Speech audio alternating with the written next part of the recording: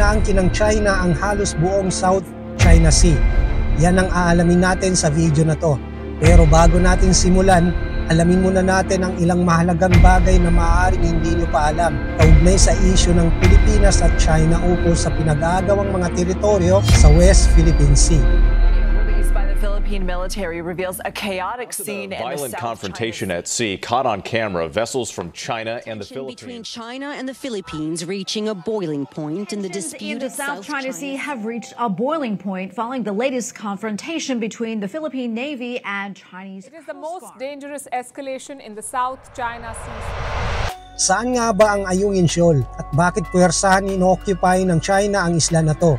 Ang isla na to ay matatagpuan sa exclusive economic zone ng ating bansa na matatagpuan sa West Philippine Sea. Napakalapit nito sa ating bansa kumpara sa bansa ng mananakop ng teritoryo na China. Ang layo nito sa Pilipinas ay 140 nautical miles mula sa Palawan at ang layo naman nito sa bansang mananakop ay mahigit 660 nautical miles mula sa Hainan, China. Ang isla na to ay tinawag na Second Thomas Shoal at Renai Jiao ng mga Chinese. Ang tanong, bakit puwersahan inaangkin ng China ang isla na to? Gayon napakalayo nito sa economic zone ng China. Yan ang alamin natin sa video na to. Ang Ayungin Shoal o Second Thomas Shoal, dito matatagpuan ng barkong BRP Sierra Madre na kung saan sinadya isadsad ng Philippine Navy noong May 7, 1999 upang ipahiwatig sa China na ang Ayungin Shoal ay pag-aari ng ating bansa. Ang BRP Sierra Madre ay isa itong tank landing ship na nooy ginamit ng mga sundalong Amerikano sa pakikipaglaban sa Vietnam noong panahon ng ikalawang digmaang pangdaigdig. Pagkatapos ng Vietnam War, ang barko na to ay na-acquired ng Philippine Navy at pinangalanan itong BRP Dumagat. Pero kalaunay pinalitan din agad to ng pangalang BRP Sierra Madre. Taong 1999, ang barko na to ay dinala ng Philippine Navy sa Ayungin Shoal o kung tawaging Second Thomas Shoal upang sadyahin isadsad doon para mapanatili tugon sa China na ang isla ng Ayungin Shoal o Second Thomas Shoal ay pag-aari ng Pilipinas. Mula noon, nagsilbi na tong outpost ng militar ng ating bansa upang sa ganon may katuwang ang Philippine Coast Guard sa pangangalaga sa karagatang nasasakop ng Pilipinas, partikular na sa West Philippine Sea.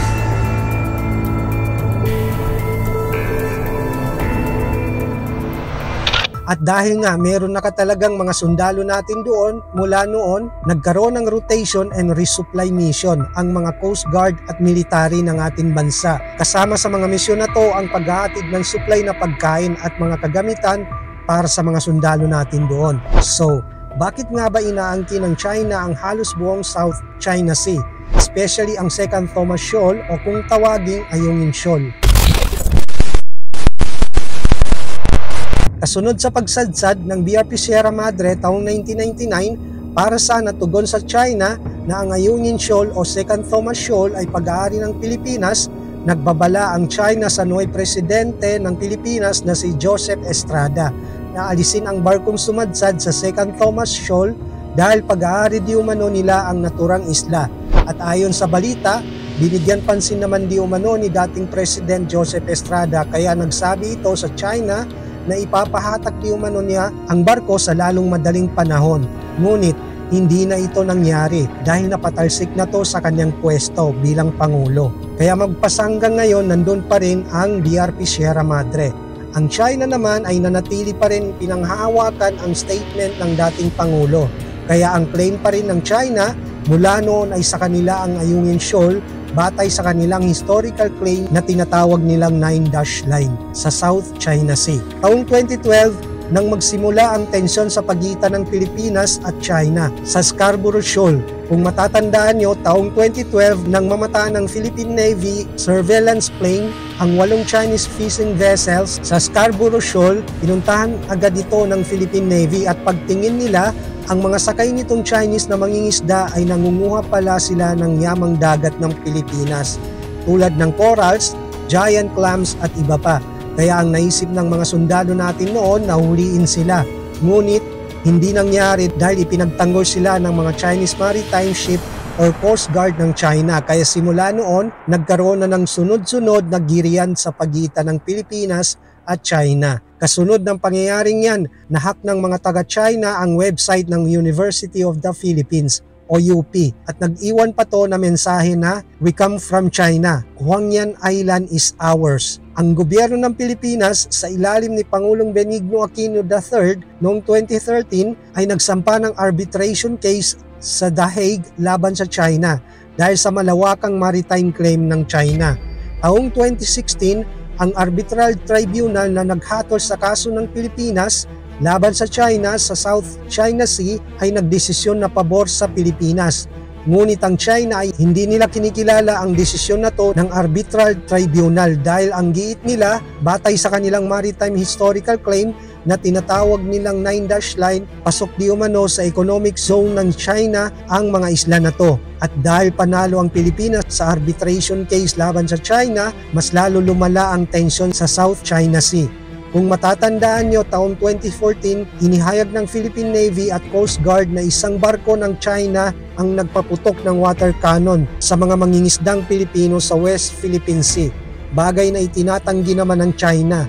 Taong 2015, inulit na naman ng China Coast Guard ang kanilang pambobomba ng water cannon sa mga fishing boats ng ating mga kababayang mangingisda. Sa kasalukuyang taon, mas lalo pa tumindi ang tensyon sa pinag-aagawang mga teritoryo dahil nitong mga nakaraang buwan, nag-announce ang China na kung sino man di umano ang mahuhuling Filipino na papasok sa mga teritoryo nilang isla, ikukulong nila ng 30 to 60 days na walang paglilitis. Bagay na hindi nasindak ang mga sundalo ng Pilipinas. Sa pagpapatuloy naman ng resupply mission ng ating mga kasundaluhan sa Ayungin Shoal na kung saan napapaloob dyan ang pag-aatid ng mga pagkain at kagamitan para sa mga sundalong nakadistino doon, tila mas lalo pa tumindi ang mga nangyari dahil hinarang ng Chinese Coast Guard ang mga sundalo natin na maghahatid sana ng pagkain at kagamitan sa Ayungin Shoal na kung saan gumamit ang China ng marahas na paraan tulad ng pakikipag-agawan ng mga baril sa mga sundalo natin, bagay na dahilan ng pagkaputol ng daliri o hinlalaki ng isa sa mga sundalo ng Pilipinas. Bukod dyan, tinawag pa tayong mga pirata na pumapasok sa kanilang teritoryo. Nitong nakaraan lang, gumamit ang China ng palakol, kutsilyo, tear gas, pambabato at pagnanakaw sa mga sundalo natin patungo sana sa Ayungin Shoal upang maghatid ng supply para sa mga sundalong na destino doon. Ayon naman sa mga eksperto, posible di umano na ma-activate ang Mutual Defense Treaty ng Pilipinas sa mga kaalyado nitong bansa. Bagay na mauwi na sa pakikipagyera ang labanan ng Pilipinas at China ukol sa pakikipag-agawan ng teritoryo sa karagatan ng Pilipinas sa West Philippine Sea. Ayon naman sa ibang eksperto, hindi makukuha sa gyera ang labanan sa pakikipag-agawan ng teritoryo kundi sa mapayapang pakikipag-usap. Kaya sana idaan na lang sa mabuting pakikipag-usap dahil tingin ko hindi pa handa ang Pilipinas sa bagay na to.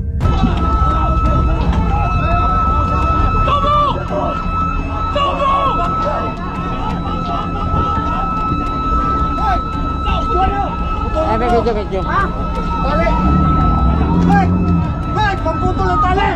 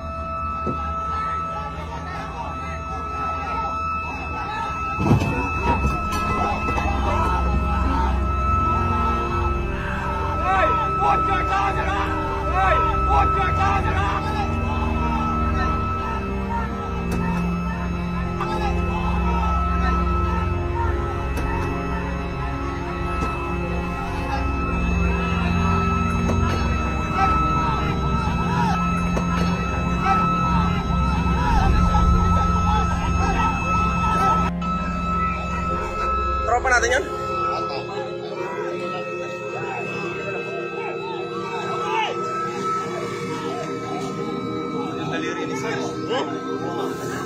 Sino? Inan dyan?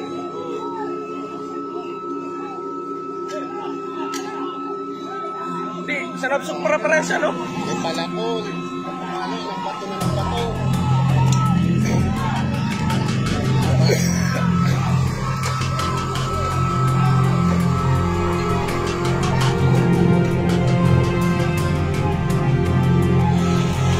Oh, puta, nagbabato ka na, oh. Papakuha na ng bato.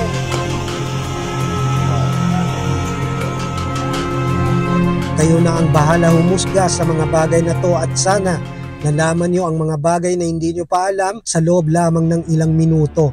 Huwag nyo sanang kalimutan mag-subscribe at pindutin ang notification bell para ma-update kayo sa mga bagong videos na i-upload ko kagaya nito. Hanggang dito na lang and see you on my next video.